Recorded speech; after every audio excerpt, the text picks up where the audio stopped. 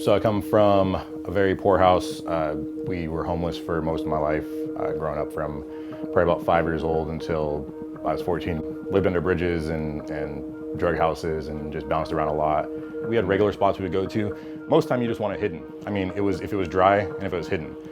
The hardest part was just being clean, because when you live on the streets, you're wearing the same clothes, you have the same outfits, and they're dirty, and you get dirty, and it's hard to stay clean. I had a lot of friends that I would just be, I would stay the night at their house on the weekend, and I would take a shower, and that'd be the first shower I had all week, and they never knew. So you'd wake up from here, and it was basically like going to the bathroom. You would go in there, wash up, you had a little bit of soap, and you would just do a wash in the sink right there, and then walk over here like you walk from your house, and you're like, hey, you got your backpack, and you go to school like everybody else, and nobody knew anything different. A lot of times we slept in, different drug houses. So my mom was a meth addict for all my childhood. And so, she would go get high with some people, and all the kids would play in their living room or whatever house or apartment we were in. And then when they would get high, when they come off their high, they sleep for 3 days. So that was us. We would just stay in the living room or, shed or whatever it was that they were in. And that was a good night, was if we had somewhere we were staying and, just sleep on somebody's floor. I was 14, so 2002. My mom had overdosed, and I walked in and she was drooling from the mouth, and I thought she had died. So I freaked out and had a girlfriend at the time, and she said, call CPS because this is not a living environment that you can sustain. So called them up, they came and checked the house out. We had no food, no power, same clothes. I mean, it was pretty bad. And they said that they couldn't help us. So there's nothing we can do for you. And I'm like, it took a lot of courage to call you. You think this would be the source that would help you. So then she said, there is a company that's here in Auburn that can possibly help you. We don't know, here's a number.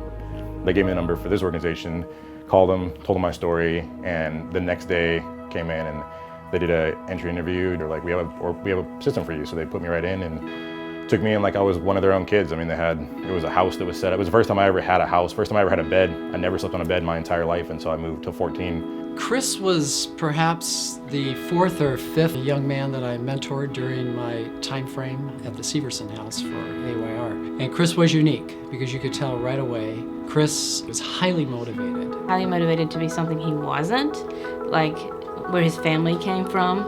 And so he wanted to go totally the opposite direction, and he did. You would put a resource in front of him and he would take it and it would thrive. So Leonard was honestly the only male that I had known who has made something of himself, and he comes from a background similar to mine.